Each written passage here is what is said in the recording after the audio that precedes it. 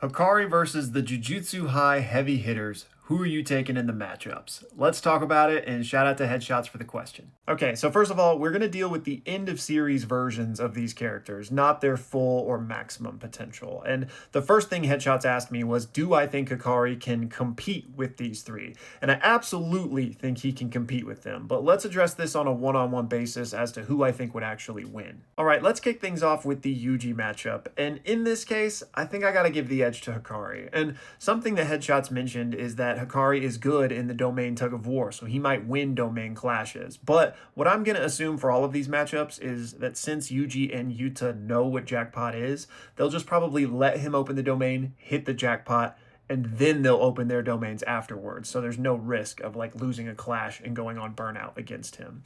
But even with that being the case, I don't think Yuji's domain is potent enough to even begin to risk killing a jackpotted Hakari. I think he'll easily heal through it. And so I think Hakari's just going to be able to win the endurance battle here. He'll just keep hitting jackpots, keep getting refreshed. Meanwhile, Yuji will eventually run out of steam, even though he's great at RCT with the blood manipulation and all that.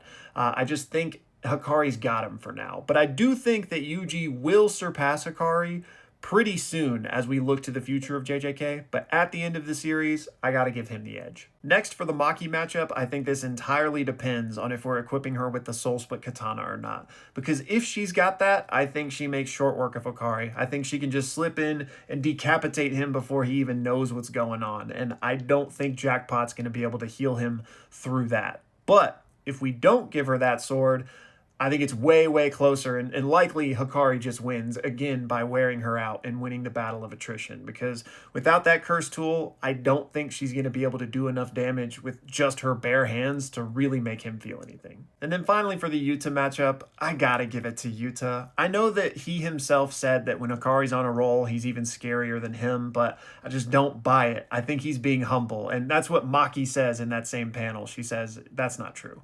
So I just think within his 5 minutes of fully activated Rika, I think he's got ways to put down Jackpot Hakari. He's just got so much in his bag, right? He's got so many different ways he could potentially do it.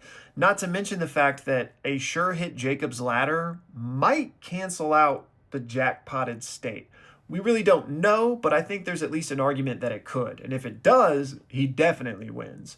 But if not, maybe Hakari could just be clever and outlast those 5 minutes from Akotsu, which if he does, at that point, I think he just wins. Because again, battle of attrition is always going to go to Hakari.